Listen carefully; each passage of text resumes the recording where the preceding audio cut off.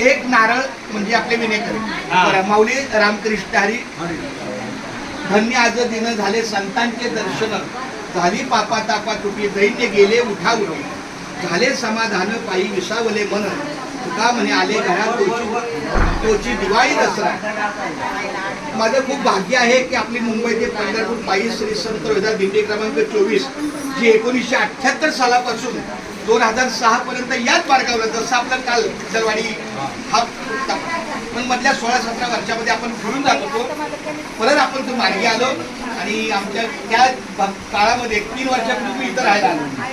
देवाच्या कृपेने एक दुकान मिळालं, त्याला नामाचा बाजार नाव आहे. महाराज आले तिथं फक्त नामस्मरण चालतं. मला कधी 2:30ला जाग आली, 3ला जाग आली, मी आपलं जातो रामकृष्ण आपलं लिहायचं जातो. त्याच्याशिवाय दुसरा विषयच नाही. कुणी पण आलं रामकृष्ण बोलतात तर मार्गी लागतात. जास्त बोलणं नाही, गप्पा नाही, काय नाही.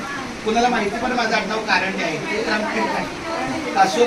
अशा या पुण्यनगरीमध्ये आपण आलात.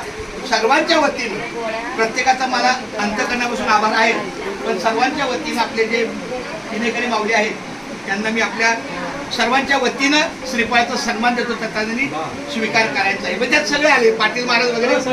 हा एक विनेकरी म्हणजे त्यात सगळं आहे.